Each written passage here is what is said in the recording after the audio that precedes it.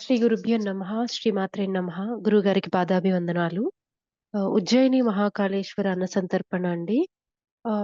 ఇక్కడ హైదరాబాద్ నుంచి నేనొక్కదాన్నే ప్రయాణం అయ్యాను. అంటే వారాహి సాధకులు విజయలక్ష్మి గారి వాళ్ళ ఫ్యామిలీతో. ఈ ప్రయాణమే అంటే ఒక్కొక్కరికి కొన్ని అడ్డంకులొస్తాయి. అలాగే శివయ్య, అమ్మవారి అనుగ్రహం ఉంటేనే వారి దర్శనం కలుగుతుందనేది నా విషయంలో జరిగిన వాస్తవం.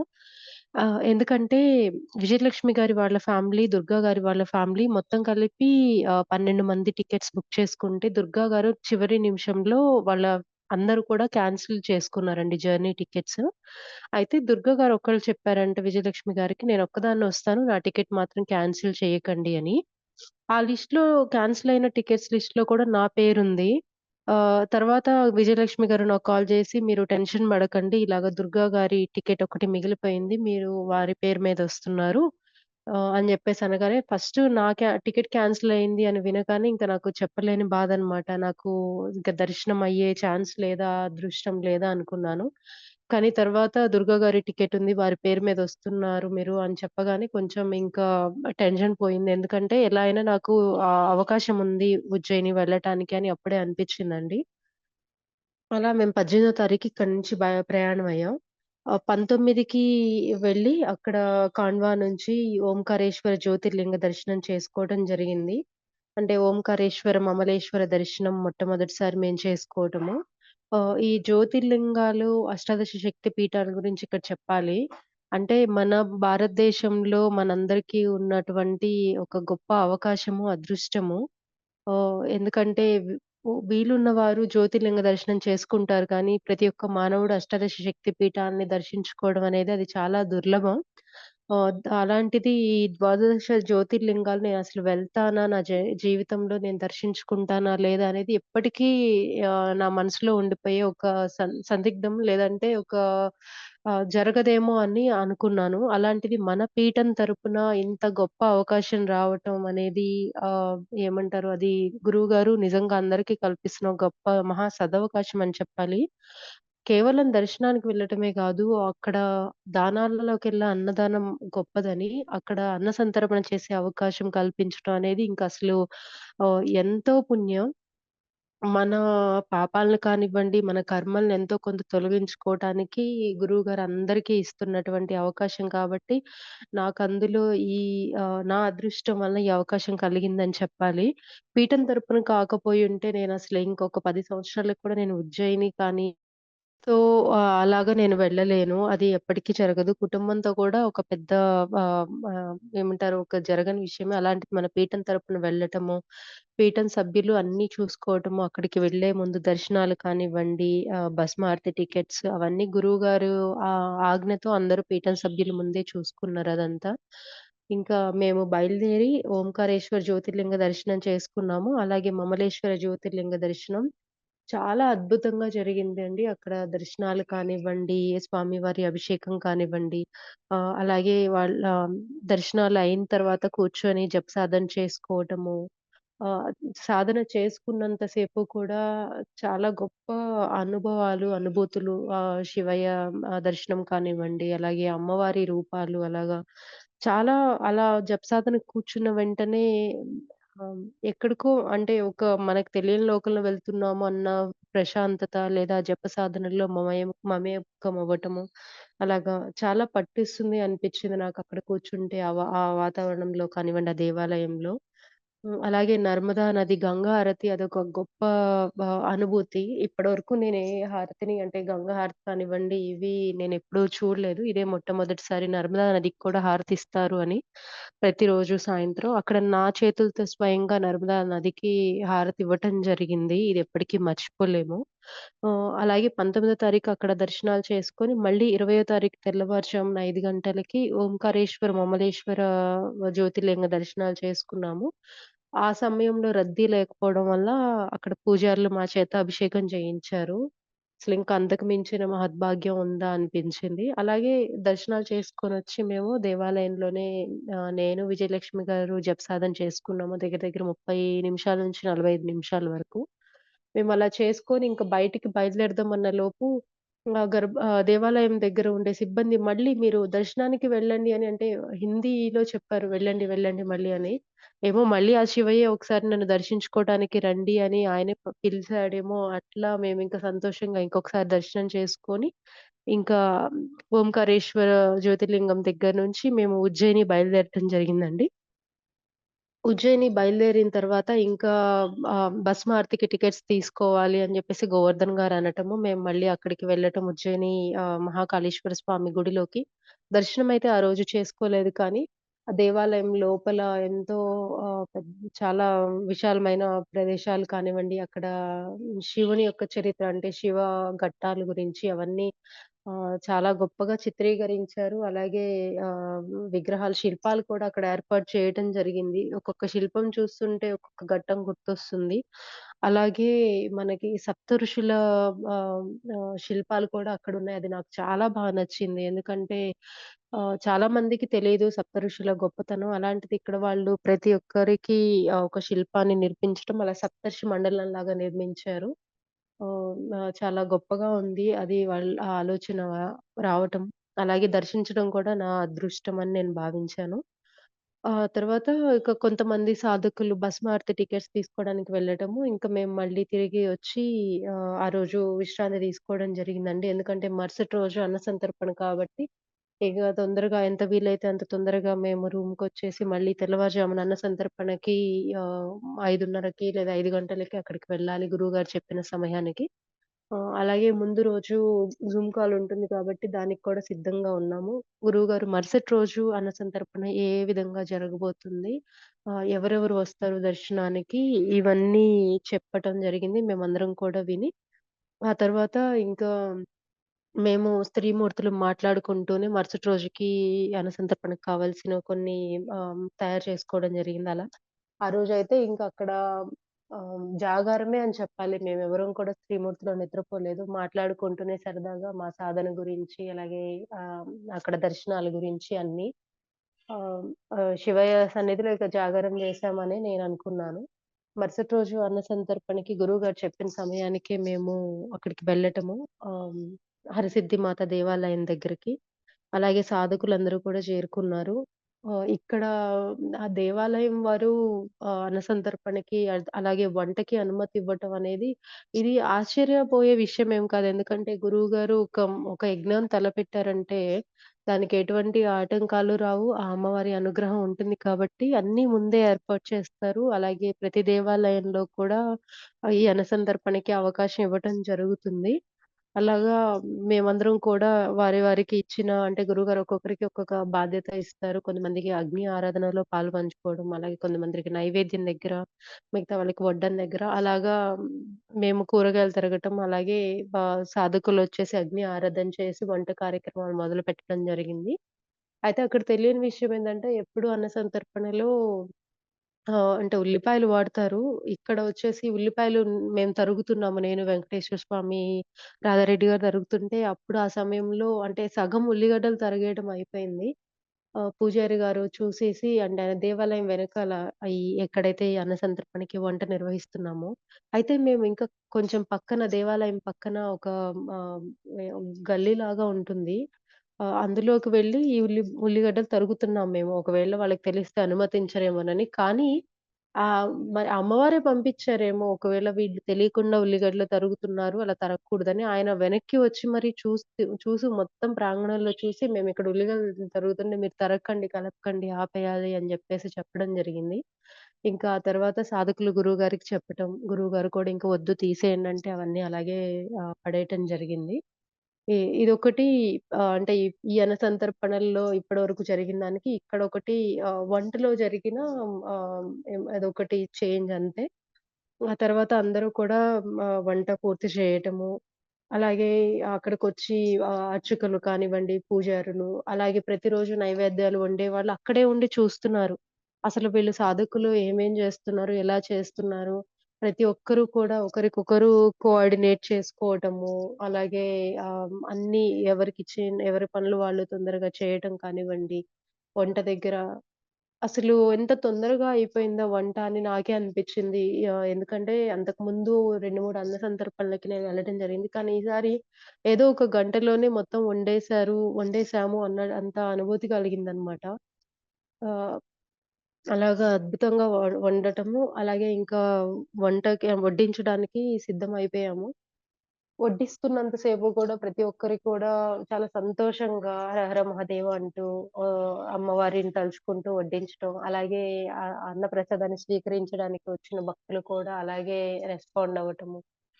ఒక్కొక్కళ్ళైతే 2, 3 సార్లు కూడా మళ్ళీ క్యూలోకి వచ్చి పెట్టించుకోవడం. అసలు అదంతా వాళ్ళని చూస్తుంటే ఎంతో సంతోషంగా ఉంది. అంత బాగా నైవేద్యానికి వాళ్ళిచ్చిన విలువ, అలాగే నైవేద్యాన్ని స్వీకరించటము. మేము కూడా సాధకులం కూడా అంతకంటే ఎక్కువ అవకాశం, అద్భుతము మాకు కలిగింది కదా! ఈ అన్నసంతర్పణ ద్వారా అని మేము కూడా వడ్డించడం జరిగింది. అలాగే ముందు రోజు గురువుగారు చెప్పిన ఎవరెవరు ఏ రూపాల్లో వస్తారో అక్కడ స్వామివారు, అమ్మవారు, అలాగే గురువులొస్తారు అని చెప్పారు. ప్రతి ఒక్కరిని కూడా మేము వడ్డిస్తూనే వారిని దేవీ దేవతలని ఈ అన్నప్రసాదాన్ని స్వీకరిస్తున్న సాధకుల రూపంలో మేము దర్శించుకోవడం జరిగింది. అలాగే స్వయంగా మేము అదిగో గురువుగారు వెంకటేశ్వర స్వామి వస్తా అన్నారు. గురువులు ఈ రూపంలో వస్తానన్నారు అని చెప్తుంటే వారిని దర్శిస్తుంటే నిజంగా ఇంతమంది దేవతలకి మేము మా చేతులతో ప్రసాదాన్ని వడ్డిస్తున్నాము అని ప్రతి ఒక్కరిలోనూ ఎంతో ఆనందము అదొక చెప్పలేని అనుభూతండి. అది చాలా గొప్ప అవకాశం. మామూలుగా మనం ఎక్కడికైనా పుణ్యక్షేత్రాలకు వెళ్తే దర్శనం చేసుకుంటాము. అక్కడ తెలిసిన ప్రదేశాలు, తెలియని ప్రదేశాలు.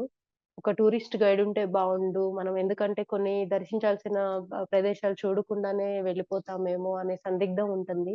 కానీ ఈ పీఠం తరపున వెళ్తే ప్రతి ఒక్కటి మనకి తెలియనిది కూడా గురువుగారు కానివ్వండి, అక్కడ అన్నీ ఆ ప్రదేశం యొక్క స్థల పురాణాలు, విశేషాలు అన్నీ తెలుసుకొని మీరు అక్కడికి వెళ్లి దర్శనం చేసుకోండి. ఈ ప్రదేశాలు చూడాలని ముందుగానే అన్నీ తెలియపరుస్తారు. అలాగే సాధకులందరం కూడా మేము దర్శనం చేసుకుంటాము. ఇదైతే మామూలుగా వెళ్తే మనకి తెలియకపోవచ్చు. అంటే 100% అంతగా ఉండకపోవచ్చు. దర్శనాలు చేసుకోవటము. అలాంటిది అక్కడ మేము అన్న సంతర్పణ కార్యక్రమాన్ని నిర్వహించటం జరిగింది. అన్న సంతర్పణ కార్యక్రమంలో మళ్ళీ అక్కడ పూజారి గారు, వారి భార్య వాళ్ళొచ్చి నైవేద్యాన్ని స్వీకరించటము, అలాగే మనము తయారు చేసిన ప్రసాదాన్ని గర్భగుడిలో అమ్మవారికి తీసుకువెళ్ళి ఇస్తే వాళ్ళ అమ్మవారికి స్వయంగా నివేదించటము, ఇవన్నీ నాకు తెలిసి మామూలుగా అయితే జరగదు. ఇది మేము సాధకులము స్వయంగా ఆశ్చర్యము లేదా అమ్మవారి అనుగ్రహంతో, గురువుగారి సంకల్పంతో జరుగుతున్న కార్యక్రమం కాబట్టి ఇవన్నీ మాకు గొప్ప అనుభూతులు. అలాగే ఇంకా అక్కడ అనుమతినిచ్చిన పూజారికి కానీ, ఆలయ ప్రధాన అర్చకులకి శాలువాతో సత్కరించటము. ప్రతి ఒక్క సాధకునికి కూడా అవకాశం లభించింది. అలాగే త్రిమూర్తులకు కూడా అమ్మవారి యొక్క మన పీఠం యొక్క అమ్మవారి ఫోటోని వారికి అందించడము, వారి ఆశీర్వాదాలు తీసుకోవడము. అలాగే నాకు దీపారాణి గారికి అంటే అంతకుముందు కొంతమంది సాధకులకి నైవేద్యాన్ని ఇవ్వమంటే గురువుగారు వెళ్లి మేము అదే సాధకులు గర్భగుడిలో ఇచ్చారు. అలాగే నేను, దీపారాణి గారు, వెంకటేశ్వర స్వామి గారు మేము వెళ్లి ఆలయ ప్రధాన అర్చకులు చాలా వృద్ధులు ఆయన. చూస్తుంటేనే ఎంతో గొప్ప వ్యక్తిని చూస్తున్నామన్న భావన మహావృద్ధుడు దగ్గర దగ్గర 80-90 సంవత్సరాల పైనే ఉంటారు. ఇంకా ఆయన అమ్మవారి సేవలో, అమ్మవారి సన్నిధిలో ఇంకా అర్చకులుగా ఉన్నారు. అంత ఓపిక అమ్మవారు ఇచ్చారు అని నాకైతే చాలా సంతోషం కలిగింది. అంటే అమ్మవారి అనుగ్రహం ఉంటే ఎలాంటి అద్భుతాలైనా జరుగుతాయి గదా! అలా. స్వామివారికి మేము పీఠం ఫోటో ఇవ్వటము, వెంకటేశ్వర స్వామి గారు శాలువాతో సత్కరించి ఆయన ఆశీర్వాదం తీసుకోవడం జరిగింది. అయితే అర్చకులు అమ్మవారి పీఠాన్ని తీసుకెళ్ళి లోపల ఆరసిద్ధి మాత అమ్మవారి మూర్తి పక్కన ఉంచటము. ఇంక అంతకు మించిన గొప్ప అద్భుతం ఏముంటుందండి. అదొక అదృష్టము. అలాగే పీఠం యొక్క సంకల్పం కానివ్వండి, మన పీఠం యొక్క అమ్మవారికున్న శక్తిని కానివ్వండి, అక్కడ గమనించాలి మనం. ఇంకా అన్న సంతర్పణ అయిన తర్వాత మేము సాధకులం కూడా మళ్ళీ ప్రసాదాన్ని స్వీకరించటము. స్వీకరించిన తర్వాత మేము చేసిన అంటే పీఠం తరపున చేసిన అన్న ప్రసాదాలు ఇక్కడ అయిపోతున్నాయి. అక్కడేమో జనాలు ఇంకా క్యూలోనే ఉంటున్నారు. వస్తూనే ఉన్నారు. ఎంతమంది ఎక్కడి నుంచి వస్తున్నారో తెలీదు. కొన్ని వందల మంది. ఇంకా ఇక్కడ నైవేద్యమేమో అయిపోతూ ఉంది. అనిపిస్తుంది. ఇంకా మరి వీళ్ళకెలా ఏమవుతుందో, అయిపోతుంది అని జెప్తే బాధపడతారేమో అనుకున్న సమయంలో దేవాలయంలో వాళ్ళు కూడా వాళ్ళు చేసిన అంటే వాళ్ళు పూరీలు చేస్తారు. పూరీలు అవి ఇచ్చారు వడ్డించమని. అలాగే ఇంకా అవే సంతోషంగా అనిపిచ్చింది. సరే అంటే ఇంక అయిపోయింది అనుకున్న నైవేద్యం వాళ్ళకి వడ్డించటం ఇంకా కొంతమందికైనా అనుకోని మేము పూరీలిస్తుంటే, మళ్ళీ వాటికి కూడా జనాలు 2, 3 సార్లు రావటం, అవి స్వీకరించటం అలాగా ఆహ్, చాలా గొప్పగా ఉంది. ఆ అనుభూతి మేము చెప్పలేము. అంత గొప్పగా అన్నసంతర్పణ జరిగింది. అయితే అక్కడ పూజారులు వాళ్ళు చెప్పటం ఏంటంటే, మేము ప్రతిరోజు కూడా నైవేద్యాలు వండిన తర్వాత అంటే ఇలా మేము ఈ ప్రసాద అన్న ప్ర అదే నైవేద్యాన్ని ప్రసాదంగా పంచటానికి మేము ఎదురు చూడాల్సొచ్చేది భక్తుల కోసము. మైక్‌లో చెప్పాల్సొచ్చేది. ఎప్పుడు కూడా ఇంతమంది రావటం, ఎప్పుడు ఇంకా మిగిలిపోతాయి. అలాంటిది ఇప్పుడు మీరిలాగా పీఠం తరపున చేస్తుంటే అసలు ఇంతమంది మహాజనం రావటం ఏంటో, అది కూడా ఒక అనౌన్స్‌మెంట్ లేకుండా కేవలం బ్యానర్ కట్టటమే. అంతే దాని వల్ల ఇంతమందొచ్చారని వాళ్ళు కూడా ఇదొక గొప్ప అద్భుతంగా భావించడం జరిగింది. ఆ తర్వాత మేము అందరం అన్నప్రసాదాలు స్వీకరించిన తర్వాత అక్కడ ఉజ్జయినిలో కొన్ని దర్శించుకోవాల్సిన ప్రదేశాలు చూడ్డానికి వెళ్ళాలి అని జెప్పేసి అనుకున్నాం పీఠం తరపున అందరం కూడా. అయితే హరసిద్ధి మాత దేవాలయం దగ్గర బడా గణపతి అలాగే కృష్ణుడి గుడి ఇవన్నీ చూసుకున్నాము. మళ్ళీ ఆంజనేయ స్వామి, వీర హనుమాన్ ఉన్నారు. వీరి దగ్గరలో ఉన్న దేవాలయాలు దర్శించుకోవడం. ఆ తర్వాత అందరం కలిసి ఇంకా మహాకాళి అమ్మవారి సన్నిధి, అలాగే కాలభైరవ స్వామి దర్శనం చేసుకున్నాము. ఆ తర్వాత అక్కడ ప్రత్యేకంగా అంగారక స్వామి దర్శనం అంటే ఎవరికైనా అప్పుల బాధలు, అంటే రుణానికి సంబంధించిన బాధలు ఏవైనా ఉన్నా వాటి నుంచి విముక్తి కలగాలంటే ఈ అంగారక స్వామి దర్శనం చేసుకోవాలి అని చెప్పేసి అలా మేము దర్శనానికి వెళ్ళి రావటం జరిగింది. ఆ తర్వాత మొట్టమొదటిసారి మేము దర్శనం చేసుకున్నది సాందీప ముని ఆశ్రమం అండి. శ్రీకృష్ణుని యొక్క గురువు గారు సాందీప ముని. చాలా ప్రశాంతంగా ఉంది ఆశ్రమం. ఆశ్రమంలోనే కోనేరు, అలాగే శ్రీకృష్ణుని కూడా అక్కడ మేము దర్శించుకున్నాం. అలాగే చిన్ని కృష్ణుని యొక్క విగ్రహాలు, మూర్తులు అవి ఎంత అద్భుతంగా ఉన్నాయి. నిజంగా ఆ చిన్ని కృష్ణయ్యని చూసినట్టే అనిపించింది ఆయన గోకులంలో ఉన్నప్పుడు. ఇలా గొప్ప గొప్ప దర్శనీయ ప్రదేశాలు అలాగే గొప్ప అనుభూతులు. సాందీపముని ఆశ్రమం తర్వాత మేము ఆహ్, కాలభైరవ స్వామి దేవాలయం. ఇక్కడ ఒక విచిత్రం అని చెప్పాలో లేదంటే అంటే ఎన్ మామూలుగా గ్రామ దేవతలకి కొన్ని నివేదించుకుంటారు. అలాంటిది ఇక్కడ కాలభైరవ స్వామికి అంటే మద్యాన్ని నివేదిస్తున్నారు. కొంతమంది అక్కడికొచ్చిన భక్తులు మేము చూసాము. ఇక్కడ వీళ్ళు నివేదిస్తుంటే అక్కడ స్వామి వారికి వెళ్తాయేమో అంటే దాని గురించి నేను వివరంగా ఎవరిని అడగలేదు. కానీ అక్కడ ప్రతి ఒక్కళ్ళు కూడా అలాగ తీసుకొని రావటం జరిగింది. మేము మాత్రం మామూలుగానే దర్శనానికి వెళ్ళి స్వామి వారిని దర్శించుకోవటము. ఇంకా చాలా ప్రశాంతంగా అలాగే అక్కడ కూర్చొని సాధకులందరం కూడా కొంత సమయం జపసాధన చేసుకోవటము. గొప్ప గొప్ప అనుభూతులు సేమ్ ఇవే ఓంకారేశ్వర జ్యోతిర్లింగ దర్శనము ఇవన్నీ వస్తూ ఉన్న ప్రతి ఒక్కరికి ఒక్కొక్క రకమైన అనుభూతులు కలగటము జరిగింది. ఆ తర్వాత ఇంకా రుణముక్తేశ్వర ఆలయం అండి. ఎవరికైనా ఇందాక చెప్పుకున్నట్లే ఏమైనా రుణానికి సంబంధించిన అలాంటియి ఉన్నా ఇక్కడ అంగారక స్వామి దర్శనం చేసుకున్నాక రుణముక్తేశ్వర ఆలయం చేసుకొని ఇంకా తిరుగు ప్రయాణంలో వెళ్ళిపోతారండి. ఎవరి గమ్యస్థానానికి వాళ్ళు. అలాగే మేము రుణముక్తేశ్వర స్వామి ఈయన చెట్టు తొర్రలో వెలిసారు స్వామి శివలింగంగా. చాలా అద్భుతంగా అలంకరించారు. మేము దర్శనానికి వెళ్ళినప్పుడు వినాయక స్వామి రూపంలో అలంకరించారు శివలింగాన్ని. దర్శనాలు కానివ్వండి అవి చాలా జరిగింది.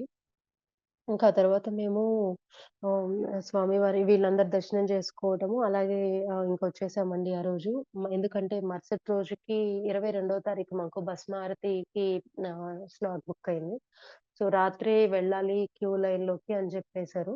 మేమింకా ఈ 5 దేవాలయాలు దర్శనం చేసుకొనొచ్చేసి మళ్ళీ సాధకులమందరం కూడా ఆహ్, భస్మారతికి క్యూ లైన్‌లోకి వెళ్ళడం జరిగింది. అంటే దగ్గర దగ్గర రాత్రి 11:30-12 గంటల్లోపే మేము ఆలయానికి చేరుకోవటం జరిగింది.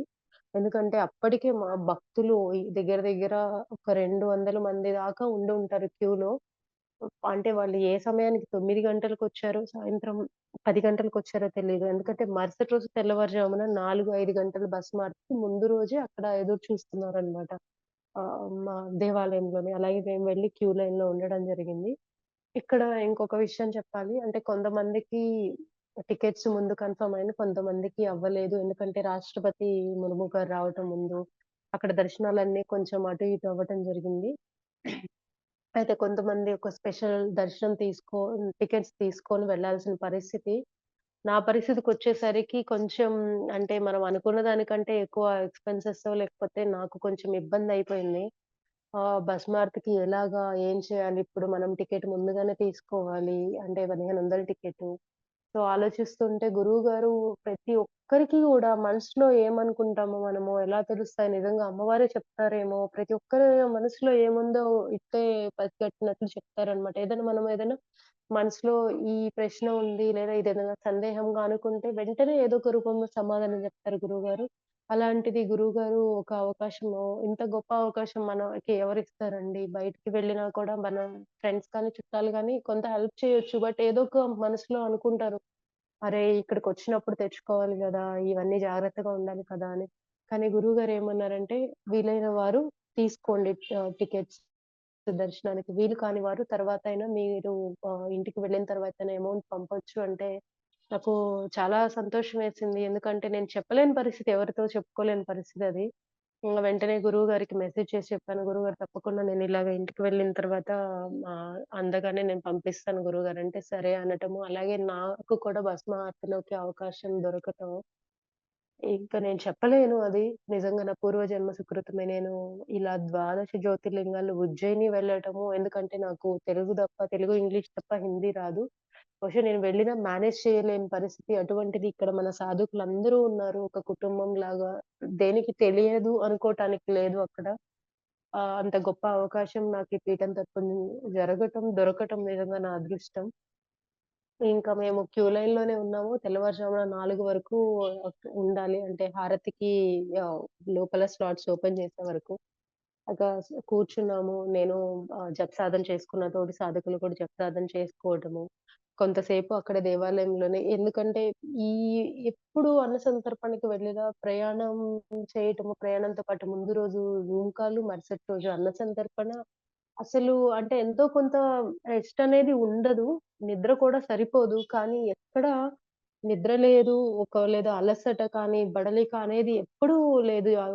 అందులో నా విషయంలో ఇది ప్రత్యేకంగా ఒక మిరకిల్ అని జెప్పాలి.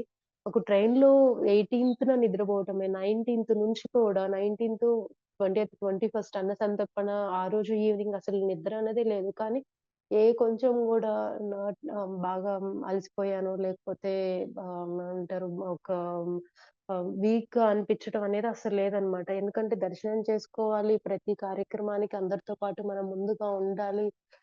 అలా అలా అనిపిచ్చింది. ఇంకెప్పుడైతే ఈ క్యూ లైన్‌లో దగ్గర దగ్గర 3 గంటలు ఇవన్నీ చదువుకోవడం జపసాధన అయిపోయింది.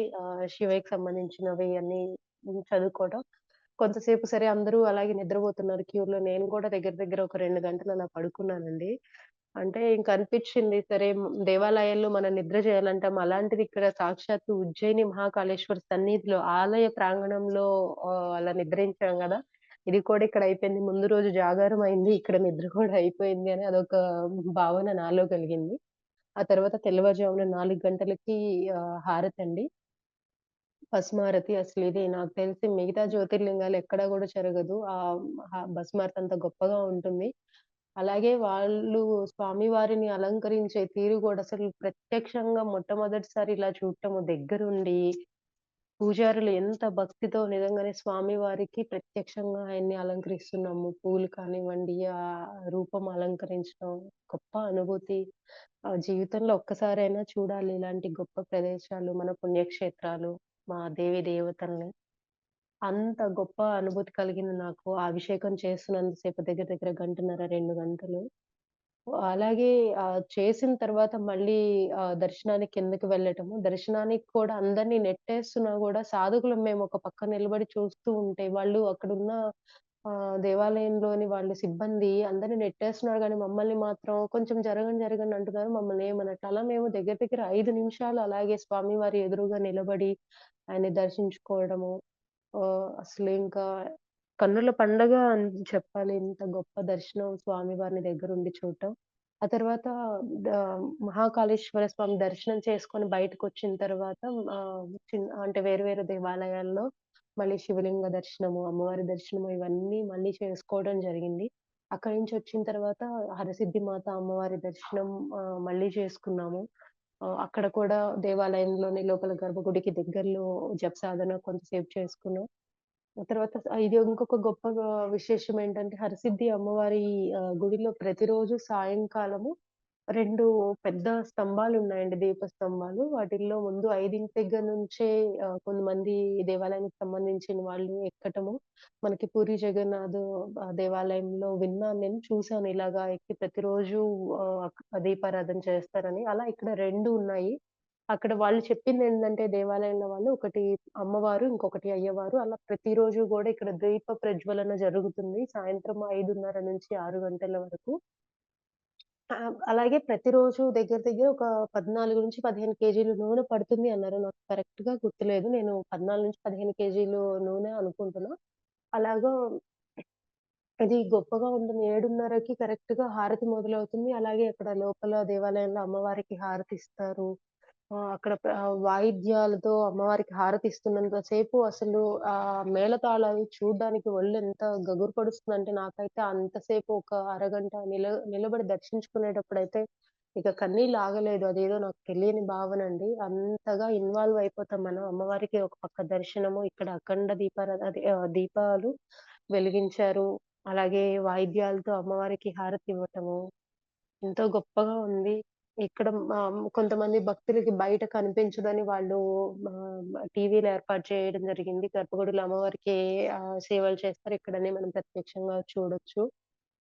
అది బావుంది. అలా అందరం వీక్షించాము. ఆ తర్వాత హరసిద్ధిమాత అమ్మవారు గర్భగుడిలో ఉన్న అమ్మవారు వేరు. మళ్ళీ కొంచెం ముందుకొస్తే ఇక్కడ లోపల అంటే ఒక గుహ లాంటిది ఉంది. ఆ గుహలో ఇంకొక అమ్మవారున్నారు. అక్కడ అఖండ దీపారాధన ఎప్పుడూ వెలుగుతూనే ఉంటుందంట. అక్కడికి దర్శనం చేసుకున్నాము. అమ్మవారి కింద గుహలో ఉన్నారు. అలాగే గణపతి దర్శనము, శివలింగాలు అవన్నీ కూడా మేము దేవాలయంలోనే దర్శనం చేసుకోవడం జరిగిందండి. తర్వాత అక్కడ ఆహ్, ఆహ్, ఏమంటారు శ్రీఫలం చెట్టు ఉంటే అక్కడ మేము కూర్చొని లలితా పారాయణం చేసుకోవడము, అక్కడ చెప్పారు కొంతమంది దేవాలయంలో, "ఈ చెట్టు కింద కూర్చొని లలితా పారాయణం చేసుకొని ఏదన్నా కోరిక కోరుకుంటే జరుగుతుంది" అని. సరే కోరిక నెరవేరినా, నెరవేరకపోయినా అమ్మ సన్నిధిలో అక్కడ లలిత సహస్రనామం చేసుకోవడం అనేది ఎంత గొప్ప అవకాశం. అలాగే మేము చదువుకున్న శ్రీమూర్తులందరం గూడా.